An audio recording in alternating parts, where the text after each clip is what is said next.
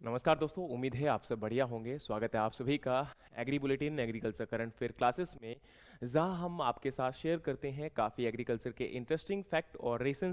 जो recent studies हैं उनके बारे में।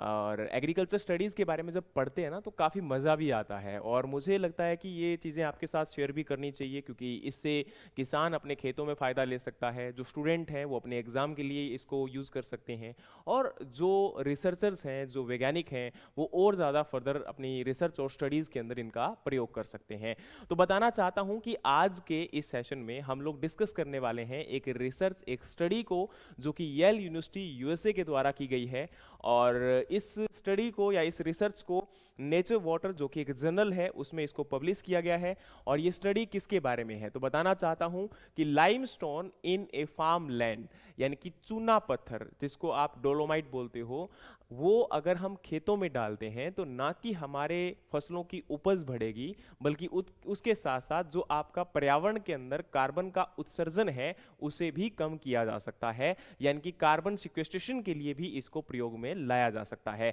जैसा कि आप लोग जानते हैं, पिछले कुछ सालों के अंदर ग्लोबल वार्मिंग काफ़ी बढ़ गई है, पर्यावरण जो है वो काफ़ी ज़्यादा दूषित होता जा रहा है, और उसमें सबसे ज़्यादा कहीं ना कहीं जो रोल माना जा रहा है वो माना जाता है कार्बन एमिशन को, यानी कि जो कार्बन का उत्सर्जन है उसको लेकर। और इसको लेकर बहुत सारे स्टेप जो हैं वो अलग अलग सरकारों के द्वारा लिए जाते हैं। तो वहीं ये एक स्टडी की गई कि अगर हम लाइमस्टोन को खेती में प्रयोग में लाते हैं, क्योंकि आपको ये पता होना चाहिए आज हमारे खेती जो है, एग्रीकल्चर जो है, वो काफ़ी बड़ा सोर्स है किसका, कार्बन उत्सर्जन का। तो अगर हम इसको प्रयोग में लाते हैं तो काफ़ी हद तक इसका एमिशन कम किया जा सकता है। तो सबसे पहले बताना चाहता हूं कि कैसे ये आपका हेल्प करेगा, उसके बारे में हम सारी डिस्कशन करेंगे। लेकिन ज़रूरी नहीं है कि ये आपका फ़ायदेमंद ही होगा, नुकसान भी हो सकता है। कहाँ फ़ायदा करेगा, कहाँ नुकसान करेगा, स्टडी किसके बारे में है, ये पूरा आज का सेशन रहेगा। सबसे पहले ये स्टडी की अगर हम बात करते हैं तो येल यूनिवर्सिटी के द्वारा की गई है, और उन्होंने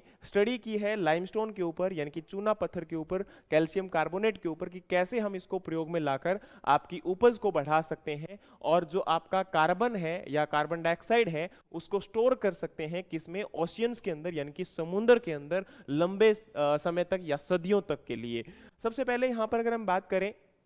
तो एग्रीकल्चर लाइमस्टोन यानी कि चूना पत्थर क्या है, तो इसको आप कैल्शियम कार्बोनेट या डोलोमाइट के नाम से जानते हो, जिसका कैल्शियम कार्बोनेट का फॉर्मूला है CaCO3 यानी कि कैल्शियम कार्बोनेट, और आपका यहाँ पर डोलोमाइट यानी कि CaMgCO3 ट्वाइस। तो यहाँ अगर हम बात करें तो अगर कैल्शियम कार्बोनेट या चूना पत्थर को हम एसिडिक सॉइल, यानी कि जिस सॉइल का पीएच आपका कम होता है, उसमें अगर इसको अप्लाई करते हैं तो ये आपके सॉइल के पीएच को तो क्या करेगा, इंप्रूव करेगा ही करेगा, उसको इंक्रीज करेगा। उसके साथ साथ आपकी सॉइल की हेल्थ को भी क्या कर सकता है, इंप्रूव कर सकता है। लेकिन अब स्टडी किस बेस पर की गई है, तो स्टडी के अंदर जो बेसिक आपके फैक्ट है वो 4 पॉइंट यहां पर निकल कर आते हैं। पहला ये कि किसके ऊपर है, तो ये आपकी स्टडी है कैल्शियम कार्बोनेट यानी कि लाइमस्टोन के ऊपर। उसको पीस कर अगर हम खेत में डालते हैं तो इससे फायदा होगा कि एक तो ये जो एनवायरमेंट के अंदर, हमारे पर्यावरण के अंदर जो कार्बन डाइऑक्साइड प्रेजेंट है उसको क्या कर सकता है, रिड्यूस कर सकता है, उसका एमिशन कम कर सकता है, उसका उत्सर्जन कम कर सकता है। दूसरा एडिशनल बेनिफिट ये है कि सॉइल की जो क्वालिटी है, यानी कि सॉइल की जो नेचुरल फर्टिलिटी या नेचुरल आपकी जो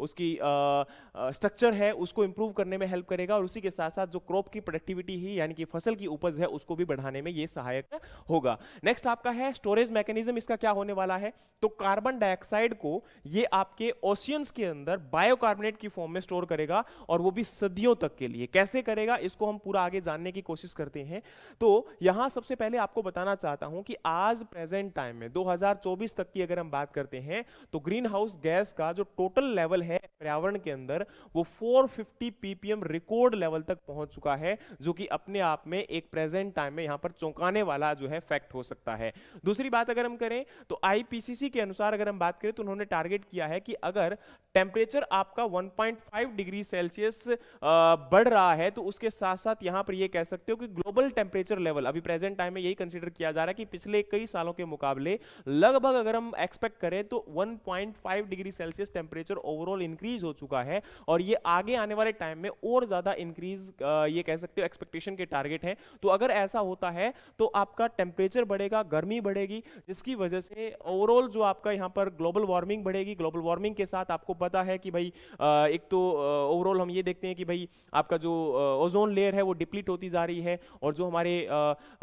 दोनों यानी कि साउथ पोल्स के ऊपर आप जो पोल्स के ऊपर आपकी जो आइस प्रेजेंट है वो पिघलकर जो है अंटार्कटिका जैसे हम बात करते हैं तो वहां से पिघलकर नीचे समुद्रों में नदियों में आ रही है, जिसकी वजह से फ्लड जैसी मतलब जो हमारी अनहोनी है वो हमें देखने को मिल रही है, और पर्यावरण के अंदर भी बहुत सारे चेंजेस आपको देखने को मिल रहे हैं। तो अगर हम ये जो आपका टेम्परेचर राइज हो रहा है लगातार, इसको हम डिक्रीज करना चाहते हैं तो ये जरूरी है कि हर साल जो 50 बिलियन टन जो कार्बन डाइऑक्साइड है उसको क्या किया जाए, आपका जो है रिमूव किया जाए एनवायरमेंट से, पर्यावरण से। अब उसको कैसे हटा सकते हैं, तो आज प्रेजेंट टाइम में बहुत सारे स्टेप जो है गवर्नमेंट्स के द्वारा, या ये कह सकते हो कि जो पर्यावरणवादी है उन लोगों के द्वारा लिए जा रहे हैं, जैसे कि हम पेड़ लगाते हैं या कार्बन क्रेडिट जैसे जो अभी रिसेंटली डिफरेंट टाइप स्टेप जो है गवर्नमेंट के द्वारा लिए जाते हैं। या हम ये बात कर सकते हैं कि हम प्रेजेंट टाइम में आपके फ्यूल्स जैसे गाड़ियों के अंदर आपका इथेनॉल को मिक्स करना स्टार्ट कर दिया है, ठीक है, जिसकी वजह से जो आपका एनवायरनमेंट के अंदर पर्यावरण प्रदूषण है उसको कम किया जाए। इसके अलावा और भी बहुत सारे स्टेप है, जैसे आज सोलर एनर्जी वगैरह को हम लोग यूज कर सकते हैं, या जो नेचुरल आपके जो रिसोर्सेस हैं, या जो आपका यहाँ पर कार्बन जो इमिशन होता है किसी भी फॉर्म के अंदर उसको रिड्यूस किया जा सकता है। तो मेनली यही कारण है कि जो आपका कार्बन का इमिशन हो रहा है उसको हम कैसे रिड्यूस कर सकते हैं। तो हमारे द्वारा छोटे छोटे स्टेप लिए जा रहे हैं, लेकिन फिर भी ये स्टेप जो है उतने ज्यादा सफिशिएंट नहीं है, और उसके लिए हमें कुछ ठोस कदम उठाना पड़ेगा। और उन ठोस कदमों में से एक ये भी है कि हमारी एग्रीकल्चर का जो इमिशन है वो एक बड़ा नंबर कंट्रीब्यूट करता है आपके ग्रीन हाउस गैसेस इमिशन के अंदर या कार्बन इमिशन के अंदर। तो उसको हम लोग कैसे कम कर सकते हैं, तो सबसे पहले हम लाइमस्टोन की बात करें तो वो कैसे आपके कार्बन रिमूवल में हेल्प करेगा। तो बताना चाहता हूं कि लाइमस्टोन जो है वो आपका सॉइल और वाटर के साथ जब रिएक्ट करेगा, अब सॉइल और वाटर के साथ डायरेक्टली रिएक्ट नहीं करेगा, कैसे रिएक्ट करेगा आगे हम बताएंगे, लेकिन ये जब रिएक्ट करेगा तो क्या बनाएगा, बायकार्बोनेट बनाएगा। बायकार्बोनेट जो होती है वो एक स्टेबल फॉर्म होती है, और ये बायकार्बोनेट क्या होगा, ये पानी के साथ बह के नदियों में, झीलों में, तालाब के थ्रू होते हुए कहां पर पहुंच जाएगा, समुद्र में पहुंच जाएगा, जहां पर जाकर ये हजारों लाखों सालों तक आपका डिपॉजिट रहेगा। यानी कि कार्बन वहां पर एक स्टेबल फॉर्म में प्रेजेंट होने के कारण अब उसके साथ लॉक हो चुका है, अब ये आपका फ्री फॉर्म में अवेलेबल ना होने के कारण एनवायरमेंट में नहीं जा पाएगा, और जिसकी वजह से वहां पर हमें फायदा होगा कि कार्बन इमिशन आपका कम हुआ। नेक्स्ट है कि अब देखो ये एक नेचुरल प्रोसेस है, तो इसमें कोई बहुत ज्यादा इनोवेशंस की या फिर इन्वेंशंस की रिक्वायरमेंट नहीं है, बहुत ज्यादा केयर की आवश्यकता नहीं है। लेकिन अब ये करेगा कैसे, तो देखो हम लोग जब मिट्टी के अंदर हमारे खेत में लाइमस्टोन को, चूना को जब डालेंगे तो उससे क्या होगा। अब देखो सबसे पहले आप लोगों को पता होना चाहिए कि हमारी जो प्लांट होते हैं, अब ये प्लांट क्या करते हैं, आपका रेस्पायर करते हैं, इनकी जो जड़ें होती हैं प्लांट की, उनके थ्रू क्या होता है, आपका कार्बन डाइऑक्साइड का इमिशन होता है, ठीक है। दूसरा क्या होता है, सोइल के अंदर जो माइक्रो ऑर्गेनिजम्स होते हैं वो जब डिकम्पोज करते हैं ऑर्गेनिक मैटर को, तो वो भी क्या करते हैं, आपका कार्बन को इमिशन करते हैं, यानी कि कार्बन डाइऑक्साइड वहां पर रिलीज होती है। अब ये कार्बन डाइऑक्साइड जब आपकी सोइल के अंदर और जो आपका सोइल के अंदर एयर स्पेस प्रेजेंट है वहां पर जब रिलीज होगी, तो उसके बाद क्या होगा कि ये वाटर के साथ मिक्स होगा, क्योंकि अब देखो कार्बन डाइऑक्साइड, अब आपका वहां पर पानी भी प्रेजेंट है, तो आपका कार्बन डाइऑक्साइड और पानी दोनों मिक्स होकर क्या बनाते हैं, कार्बोनिक एसिड बना देते हैं। कार्बोनिक एसिड मतलब H2CO3। तो देखो ये रहा रिएक्शन कि जो यहां पर एटमॉस्फेरिक और जो रेस्पिरेशन प्रोसेस के दौरान जो कार्बन डाइऑक्साइड वहां पर रिलीज हो रही है, सोइल एयर में प्रेजेंट है, वो आपका क्या होगा, H2 यानी कि वाटर के साथ मिक्स होकर क्या बनाएगा, H2CO3 यानी कि कार्बोनिक एसिड बनाएगा। अब ये कार्बोनिक एसिड जब बनेगा तो क्या करेगा, ये धीरे धीरे आपकी मिट्टी को एसिडिक करेगा, ठीक है। लेकिन अब यहां पर क्या होगा, जैसे ही हमने चूना डाला है ना,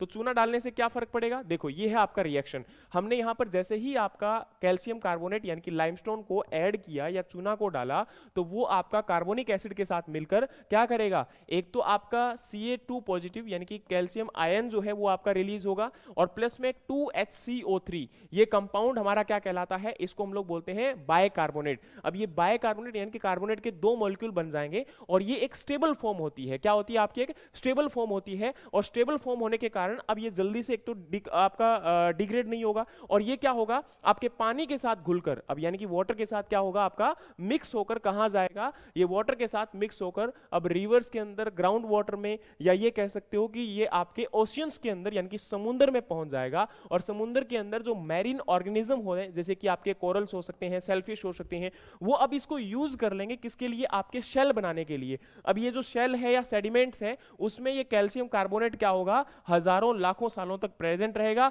और ये अब आप प्रेजेंट टाइम में ये कह सकते हैं कि एक लॉक्ड फॉर्म के अंदर प्रेजेंट है। हाँ, वहां से CO2 रिलीज भी हो सकता है, जो आपका ऑर्गेनिजम्स के द्वारा जब हम बाइकार्बोनेट को ये कह सकते हो कि यूज किया जाएगा, तो क्या होगा कि वहां पर आपका शेल या सेडिमेंट बनेंगे और उसके बाद आपका CO2 रिलीज होगा। लेकिन ये जो अमाउंट है वो बहुत कम है विद रिस्पेक्ट टू जो ओवरऑल CO2 वहां पर क्या हुआ है, आपका कॉम्पैक्ट फॉर्म में स्टोर हो चुका है। तो वो एक बहुत बड़ा नंबर है, बहुत बड़ी मात्रा है। अब ये आपके एनवायरमेंट यानी कि पर्यावरण को बहुत लंबे समय तक नुकसान नहीं पहुंचाएगा और सदियों तक जो है वहां पर क्या रहेगा, स्टोर रहेगा। अब बात बताना चाहता हूं कि जो सॉलिड कैल्शियम कार्बोनेट यानी कि शेल्स या कोडिमेंट्स है, वो लॉन्ग टर्म तक आपके कार्बन को क्या करेगा, स्टोर करने का काम करेगा और सदियों तक वहां पर आपका प्रेजेंट रहेगा। अब देखो हमारे एग्रीकल्चर में अगर हम बात करें तो क्या फायदा होगा, एग्रीकल्चर में फायदा ये होगा कि सोइल का जो पीएच है उसको बैलेंस करने में काम करेगा। क्योंकि अभी तक क्या हो रहा था, जो कार्बोनिक एसिड था वो सोइल की पीएच को डिक्रीज कर रहा था, जिसकी वजह से सोइल हमारी क्या होती जा रही थी, मिट्टी आपकी अम्लीय होती जा रही थी, एसिडिक होती जा रही थी। अब उसके अंदर लाइमस्टोन ऐड करने से क्या हुआ, आपका पीएच बैलेंस होगा सबसे पहले। दूसरा, उसमें आपकी फर्टिलिटी इंप्रूव होगी क्योंकि न्यूट्रिएंट स्टेटस भी अब आपका क्या होगा, उसका इंक्रीज होगा। तो प्राकृतिक क्षमता जो है उसकी वो बढ़ेगी, उसी के साथ में फसल की उपज भी बढ़ेगी और जो हमारा कार्बन का सोर्स है एक प्रकार से उसको सिंक करने का काम हम लोग कर रहे हैं। और एक प्रकार से ये कह सकते हो कि जो फसल जो आपके फसल उत्पादन के द्वारा या खेतों के अंदर हमारा जो उत्सर्जन होता था कार्बन डाइऑक्साइड का, वो भी अब क्या हो गया, डिक्रीज हो गया। तो ये फायदा हुआ। इसी के साथ में समुद्र को क्या फायदा हुआ, अब समुद्र के अंदर आपका कैल्शियम ये कह सकते हो कि वहां पर बाइकार्बोनेट जाएगा। तो वो क्या है, अब ऑब्वियस सी बात है, बाइकार्बोनेट एक सॉल्ट फॉर्म है और वो सॉइल की पीएच को इंक्रीज करना पड़ेगा, इंक्रीज करेगा। और पिछले कई सालों से हम लोग ये देख रहे हैं कि आपकी जो ओशियंस है, समुद्र जो है वो एसिडिक होते जा रहे हैं, उनका पीएच डिक्रीज होता जा रहा है, जिसकी वजह से सॉइल आपके जो ओशियंस के अंदर, समुद्रों के अंदर जो जीव हैं उनको बहुत बड़ा खतरा हम लोग देख रहे हैं कि जो ओशियंस यानी कि समुद्रों की जैव विविधता जो है, बायोडाइवर्सिटी जो है, वो काफी ज्यादा खतरे में आ चुकी है, उसका पीएच आपका डिक्रीज होने के कारण। क्योंकि वहां पर जो ऑर्गेनिजम्स हैं उनकी जो रिक्वायरमेंट है, उनका जो एनवायरमेंट है वो लगातार बदल रहा है और जिसकी वजह से वो ऑर्गेनिजम्स लगातार क्या होते जा रहे हैं, एक्सटिंक्ट होते जा रहे हैं, विलुप्त होते जा रहे हैं। और जिसी की वजह से आपका जैव विविधता वहां की क्या आ चुकी है, खतरे में आ चुकी है। तो उसको बचाने के लिए जरूरी है कि सोइल आपका जो ओशियंस यानी कि समुद्र का जो पीएच है वो भी बढ़ाया जाए, तो उसमें भी ये हेल्प करेगा। और प्लस में आपके कार्बन को वहां पर क्या करने का काम करेगा, स्टोर करने का काम करेगा। तो दो फायदे हो रहे हैं, तो क्लाइमेट चेंज में और आपका ओशियन हेल्थ में, यानी कि समुद्र की जो स्वास्थ्य है उसको भी इंप्रूव करने में हेल्प करेगा, वहां की बायोडाइवर्सिटी को ये मेंटेन करने में, बैलेंस करने में हेल्प करेगा। ठीक है, लेकिन अब देखो इस बातों को जानने के लिए यहां पर हम ये समझ चुके हैं कि आपका स्केल ऑफ इंपैक्ट क्या होगा। तो एक तो बिलियंस ऑफ जो आपका टन है यहां पर कार्बन डाइऑक्साइड का, वो क्या हो चुका है, बिल्कुल एकदम से लॉक हो चुका है, स्टोर हो चुका है, वो बाहर नहीं आएगा। दूसरा क्या हो चुका है कि यहां पर जो आपका जैसे कि फॉर एग्जांपल ये आपके सिलिकेट जो रॉक्स हैं या ऑर्गेनिक अमेंडमेंट्स हैं, उनके साथ भी हम इसको यूज कर सकते हैं या फिर आपका कंबाइन किया जा सकता है। प्लस में अगर हम बात करें तो potential to transform agriculture climate footprints globally, यानी कि यहां पर क्या हो सकता है कि जो एग्रीकल्चर के थ्रू आपका कार्बन इमिशन हो रहा था उसको भी यहां पर ये क्या कर रहा है, इंप्रूव कर रहा है। तो जो मैंने ऑलरेडी आपको बता दिया है, समझा दिया है कि कैसे कर रहा है। फिर वहां अगर हम बात करें तो लाइमस्टोन आपके एज ए कार्बन स्पॉन्ज का काम कर रहा है, जो मैंने अभी आपको बताया कि भाई देखो सिंपल सी बात है कि जैसे एक स्पॉन्ज होता है वो आपके पानी को सोख लेता है ना, जैसे आप उस पानी को ऊपर रखते हो, उसी प्रकार से ये क्या कर रहा है, आपका जो कार्बन है उसको एक प्रकार से स्टोर करने का काम कर रहा है, उसको लंबे टाइम तक आपका रोकने का काम कर रहा है एनवायरमेंट में, पर्यावरण में जाने से। अब देखो इसके यहां पर फायदे नुकसान की बात हम आगे करेंगे, लेकिन उससे पहले आपको एक बात और बताना चाहता हूं कि यहां पर आईपीसीसी यानी कि इंटर गवर्नमेंटल पैनल जो है क्लाइमेट चेंज का, उन्होंने इसको लेकर कहा है कि अच्छी बात है, क्योंकि जो नाइट्रोजन फर्टिलाइजर्स होते हैं वो लगातार क्या कर रहे हैं, आपकी सोइल को एसिडिक करते जा रहे हैं, वो सोइल के पीएच को डिक्रीज करते जा रहे हैं, जिसकी वजह से आपकी सोइल के अंदर जो है एसिडिटी जो है वो तो आपका कहीं ना कहीं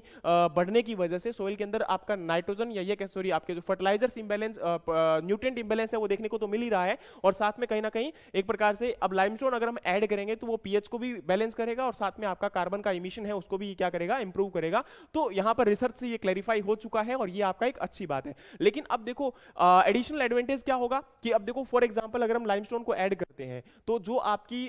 ऐसी सोइल है जिसके अंदर सोडियम की अमाउंट ज्यादा है, यानी कि एल्कलाइन सोइल है, तो उसको भी ये इंप्रूव करने का काम करेगा, उसके स्ट्रक्चर को मेंटेन करने का काम करेगा, और उसके साथ साथ लंबे टाइम तक वाटर को भी रिटेन करने का काम करेगा। ठीक है, क्योंकि देखो जो आपका एल्कलाइन सोइल होती है उसके अंदर लंबे टाइम तक वाटर स्टोर नहीं हो सकता, क्योंकि उसके अंदर आपकी जो ये कह सकते हो फ्लोकुलेशन पावर होती है वो काफी कम होती है, बहुत डिक्रीज होती है। फिर अगर हम बात करें तो reduced fertiliser dependency over time, यानी कि हमारा जो फर्टिलाइजर्स के ऊपर जो डिपेंडेंसी है वो आपकी ओवर द टाइम यानी कि समय के साथ आपकी डिक्रीज हो जाएगी, कम हो जाएगी। फिर नेक्स्ट है provide a low cost scalable solution for the farmer. ये भी एक अच्छी बात है कि भाई हम लोग फार्मर्स को एक अच्छा सॉल्यूशन दे पा रहे हैं, फार्मर्स को एक किफायती सॉल्यूशन दे पा रहे हैं, बहुत बड़ी इसमें कॉस्ट भी नहीं लगती है, चूना पत्थर कोई बहुत महंगा नहीं आता है, तो वो भी एक फायदेमंद यहाँ पर आपका सौदा है। लेकिन इसके साथ कुछ कमियां जुड़ी हुई है। वो कमियां क्या है? पहला तो ये है कि आपका ओवर लाइमिंग द रिस्क, यानी कि अब जैसे फॉर एग्जांपल अगर हमने ज्यादा लाइम डाल दिया तो उससे क्या नुकसान होगा? ज्यादा अगर लाइम डालोगे तो पीएच आपका बहुत ज्यादा बढ़ भी सकता है, और जिसकी वजह से सोइल के अंदर, मिट्टी के अंदर जो आपकी नमक की मात्रा है वो बढ़ने के कारण, उसका सोल्ट कंटेंट लेवल बढ़ने के कारण पीएच फिर अगेन आपका इंबैलेंस हो सकता है। तो पहले हमारी मिट्टी की जांच करवाना बहुत जरूरी है। तो यहां पर आपका क्या समझ में आता है कि मिट्टी की जांच करवाना जरूरी है। दूसरा है कार्बन का इमिशन। हम एक तरफ तो इसको डिक्रीज करने की कोशिश कर रहे हैं कि भाई कार्बन आपका इमिशन हम डिक्रीज करें, लेकिन अगर हम यहां पर क्या करते हैं, सम CO2 is release during the chemical reaction and during reducing the net carbon removal benefit. अगर हम यहां पर क्या करते हैं, इसको ऐड ज्यादा करते हैं, तो फिर क्या होगा, वो रिएक्शंस और ज्यादा होंगी, और ज्यादा होंगी, तो वहां पर ये कुछ हद तक तो आपका क्या करता है, कार्बन इमिशन को डिक्रीज करता है। लेकिन अगर ओवर डाला जाएगा तो फिर ये कार्बन इमिशन को बढ़ा भी सकता है। तो यहां पर एक बैलेंस्ड फर्टिलाइजर या बैलेंस्ड लाइमस्टोन जो यूज है वो हमारा बहुत जरूरी है। तो वो हमें मिट्टी की जांच के साथ ही पता चलेगा कि कितनी हमारे डोज की आवश्यकता है, जिससे आपका इसको जो है हम लोग अप्लाई कर सकें, और हर 2 या 3 साल के बाद उसकी मिट्टी की जांच करवाई जाए, और उसी के अकॉर्डिंग उसमें हर साल आपका अप्लाई किया जाए या फिर ना किया जाए। फिर बात आती है इकोनॉमिक कॉस्ट। अब देखो वैसे तो अगर हम बात करें यहां पर तो इकोनॉमिक कॉस्ट इसकी काफी सस्ती है, लेकिन अगर हम बार बार इसको डालते हैं और जहां पर ये अवेलेबल नहीं है वहां पर अगर इसको डाला जाएगा तो ट्रांसपोर्टेशन कॉस्ट इसकी काफी ज्यादा बढ़ सकती है, और जिसकी वजह से फार्मर के ऊपर एक इनपुट कॉस्ट का इसका वजन जो है बढ़ सकता है। न्यूट्रिएंट इंबैलेंस, जैसे मैंने अभी कहा कि अगर हम ज्यादा आपका लाइमस्टोन ऐड करेंगे तो कैल्शियम आपको पता होगा कि हायर कैटायन एक्सचेंज कैपेसिटी रखता है, जिसकी वजह से ये धीरे धीरे बाकी न्यूट्रिएंट्स को जो है आपका कहीं ना कहीं इंबैलेंस फॉर्म में क्रिएट कर सकता है, और ओवर द टाइम कहीं कहीं ये कह सकते हो कि उसके अंदर सॉल्ट या ये कहते हो हायर पीएच के जो न्यूट्रिएंट्स है वो अवेलेबल ज्यादा होंगे, लेकिन जो माइनर या माइक्रो न्यूट्रिएंट्स हैं उनकी जो अवेलेबिलिटी है वो टाइम के साथ डिक्रीज भी हो सकती है, जो कि एक बहुत बड़ा इंपैक्ट हमारे पर्यावरण के साथ साथ मिट्टी के साथ साथ आपके सॉइल की फर्टिलिटी के ऊपर भी डालने का काम करेगा। फिर नेक्स्ट आपकी बारी आती है माइक्रोबियल एंड वाटर इंपैक्ट। अब ये भी हो सकता है, क्योंकि देखो सिंपल सी बात है कि माइक्रोबियल जो इम्बैलेंस है वो भी हमें देखने को मिल सकता है कि देखो इम्बैलेंस कैसे बिगड़ेगा, क्योंकि अगर हमने ज्यादा पीएच डाल दिया, ज्यादा उसका पीएच कर दिया, ज्यादा उसमें लाइम डाल दिया, चूना आपका बढ़ा दिया, तो क्या होगा, धीरे धीरे टाइम के साथ आपका जो चूना है वो पीएच इंक्रीज करेगा, तो उसके साथ वहां पर जो माइक्रो ऑर्गेनिज्म्स हैं जिनके लिए एनवायरमेंट सूटेबिलिटी नहीं हो पाएगी, और धीरे धीरे वो भी डिक्रीज होना स्टार्ट हो जाएंगे, और साथ साथ में आपकी जो बायोडाइवर्सिटी है उसको भी इंपैक्ट कर सकता है। तो ये हमें समझना जरूरी है कि एक बैलेंस अमाउंट इसकी यूज की जाए, है ना, क्योंकि सबसे ज्यादा मेन इंपॉर्टेंट यही है, और टाइम टू टाइम उसकी मैनेजमेंट की जाए, सोइल का जांच करवाई जाए, तो यही आपको हेल्प करेगा कि हम कैसे उसके अंदर चूना पत्थर डालकर भी आपका प्रोडक्शन को इंक्रीज कर सकते हैं और कार्बन इमिशन को आपका डिक्रीज किया जा सकता है। नेक्स्ट यहां पर अगर हम बात करें तो फाइनल आपकी जो रिसर्च हाईलाइट है वो यही कहती है कि देखो एक तो इसको डेवलप किसने किया है या रिसर्च किसने किया है, तो येल यूनिवर्सिटी यूएसए के द्वारा किया गया है। इसमें मेथड यूज किया गया था कि फाइनली जो ग्राउंड यानी कि चूना पत्थर है उसको पीस कर खेतों में डाला गया था, और उसकी वजह से क्या हुआ, कार्बन इमिशन आपका डिक्रीज हुआ, क्रॉप की प्रोडक्टिविटी आपकी बढ़ी, और लॉन्ग टर्म तक कार्बन जो है वो आपका समुद्रों के अंदर स्टोर किया जा सका। फिर अगर हम बात करें तो रिकमेंडेशन यही है कि भाई आपका लाइमस्टोन की एप्लीकेशन जो है वो हम उस केस में करें या फिर प्रॉपर्ली जो है मिट्टी की जांच करवाने के बाद करें, जो कि आपके किसान को फायदा भी देगा और साथ साथ में आपके पर्यावरण को भी ये फायदा देगा, और लंबे समय तक जो आपका कार्बन का स्टोरेज है वो करने में हमारे लिए सक्षम हो पाएगा। तो एक अच्छी स्टडी है, एक अच्छी अप्रोच है। तो छोटी सी बात यहाँ पर थी, कुछ समय लेकर आपको ये बता पाया, लेकिन जरूरी है कि आप इन चीजों को लोगों के साथ शेयर भी करो ताकि ये इंफॉर्मेशन लोगों तक हम लोग पहुंचा पाए, क्योंकि एक किफायती सौदा है, किफायती आपका एक अप्रोच है, जिससे हमारे खेती के अंदर होने वाला जो आपका एसिडिफिकेशन है मिट्टी का वो भी हम कम कर सकते हैं, और कार्बन इमिशन को भी आपका डिक्रीज किया जा सकता है। उम्मीद है कि आपको ये सेशन पसंद आया होगा। इसी प्रकार के और भी इंटरेस्टिंग और एग्रीकल्चर फैक्ट्स के लिए, एग्रीकल्चर नॉलेजेबल वीडियो के लिए हमारे चैनल को फॉलो कर लीजिएगा। साथ में हमारी करंट अपडेट को भी जानने के लिए आप लोग जो है